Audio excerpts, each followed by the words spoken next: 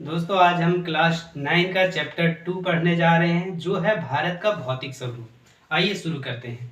यदि भारत के आप मानचित्र को ध्यान से देखें तो आप कहीं पर पर्वत पाएंगे, कहीं पठार, कहीं समतल भूमि, रेगिस्तान, तो कहीं पर आइलैंड पाएंगे। ऐसा क्यों है?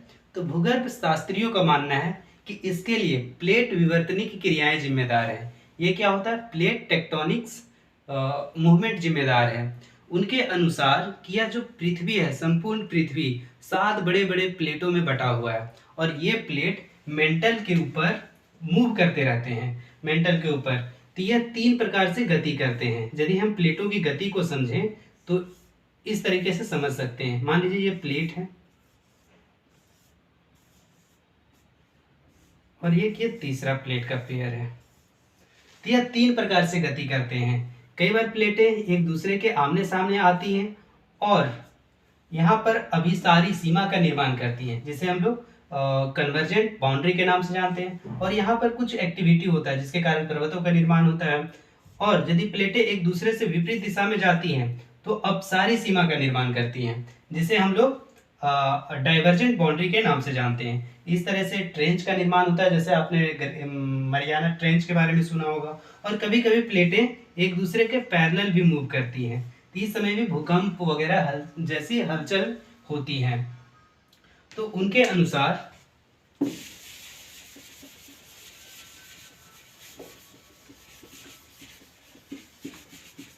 वे कुछ प्रमाणों के आधार पर बात करते हैं कि भारत पहले गोंडवाना भूभाग का भाग था, भारत की जो मुख्य भूमि है, और वह इधर से चलते आया, अपने उत्तर की ओर गति करते हुए आया।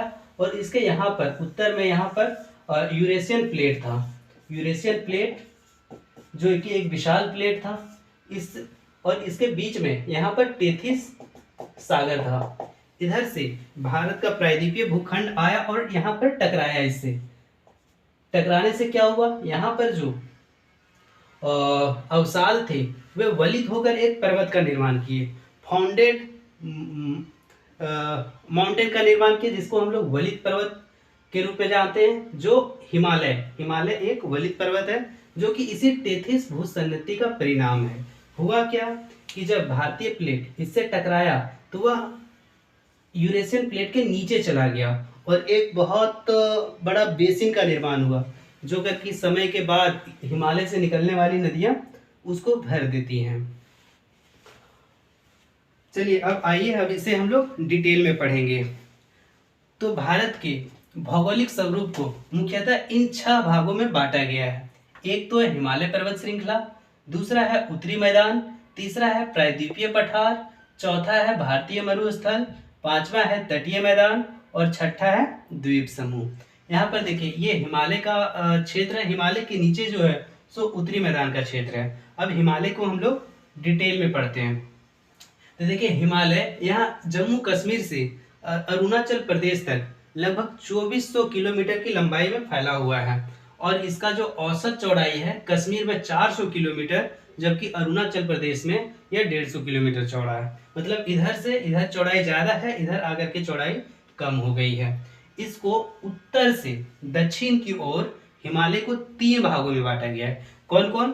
तो एक महान हिमालय जो सबसे उत्तर में है, इसके दक्षिण में निम्न हिमालय बोलते हैं, हिमाचल हिमालय या इसे मध्य हिमालय के नाम से भी जानते हैं, और तीसरा है शिवालिक जो सबसे दक्षिणतम है। देखिए ये जो हिमालय है यह एक अर्धवृत्ताकार क्षेत्र का निर्माण करता है। अब महान हिमालय के बारे में कुछ फैक्ट्स देखते हैं। तो जो आपके बुक में दिया हुआ है तो क्या है कि इसकी जो औसत ऊंचाई है वह 6000 मीटर है और इसका क्रोड है वो ग्रेनाइट का बना है। और यह जो हमेशा है ये महान हिमालय हमेशा बर्फ से ढका रहता है। इस कारण यह कई नदियों का उद्गम स्रोत भी है। अब इसके नीचे आते हैं हिमाचल हिमालय या मध्य हिमालय। तो इसकी जो औसत ऊंचाई है 3700 से 4500 मीटर और इसकी चौड़ाई है 50 किलोमीटर। औसत चौड़ाई इसकी 50 किलोमीटर है। इसी में कुछ कुछ पर्वत श्रेणियां हैं, जैसे पीर पंजाल, धौलाधर, महाभारत श्रेणी और कई घाटियों का भी निर्माण करता है, जिसमें कुछ फेमस है जैसे कश्मीर घाटी, कांगड़ा हिमाचल प्रदेश में है, कांगड़ा, कुल्लू। इसी कारण इस पहाड़ी को पहाड़ी नगरों के नाम से भी जाना जाता है। अब इसके दक्षिण में आप आएंगे तो ये मिलेगा आपको शिवालिक। शिवालिक, इसकी जो औसत ऊंचाई है 900 से 1100 मीटर है और इसकी चौड़ाई 10 से 50 किलोमीटर की है। यह जो शिवालिक है यह नदियों के अवसादों से ही बना हुआ है। और शिवालिक और ये निम्न हिमालय, मध्य हिमालय के बीच कुछ लंबवत घाटी है और इसको यहाँ पर दून के नाम से जानते हैं। आपने सुना होगा देहरादून, कोटली दून, पटली दून, इसके कुछ उदाहरण हैं। ये तो हो गया हिमालय का उत्तर से दक्षिण विभाजन। कितने पार्ट में बांटे थे? 3। ग्रेट हिमालय, मध्य हिमालय और शिवालिक। इसके पहले नॉर्थ पे जाएंगे तो 3 हिमालय और है जिसे ट्रांस हिमालय के नाम से जानते हैं। वो कौन कौन है? तो काराकोरम है, लद्दाख है और फिर जास्कर है। अब हिमालय को नदियों के आधार पर पश्चिम से पूरब की ओर 4 भागों में बांटा गया है। तो ये सिंधु नदी है, सिंधु, और ये है सतलज नदी। इसके बीच इसे पंजाब हिमालय कहते हैं। और फिर पंजाब हिमालय को 2 भागों में बांटा गया है, कश्मीर हिमालय और फिर हिमाचल हिमालय। और ये सतलुज और काली नदी के बीच के भाग को कुमाऊं हिमालय कहते हैं। फिर काली और तीस्ता के बीच को नेपाल हिमालय से जानते हैं। और तीस्ता और दिहांग के बीच, दिहांग नदी के बीच के हिमालय को असम हिमालय कहते हैं। यहाँ पर आके अरुणाचल प्रदेश में यह दक्षिण की ओर मुड़ जाता है और कई छोटी छोटी श्रेणियों का निर्माण करता है, जिसे हम लोग पटकाई बूम, नागा पहाड़ी, मणिक पहाड़ी और मिजो पहाड़ियों के नाम से जानते हैं।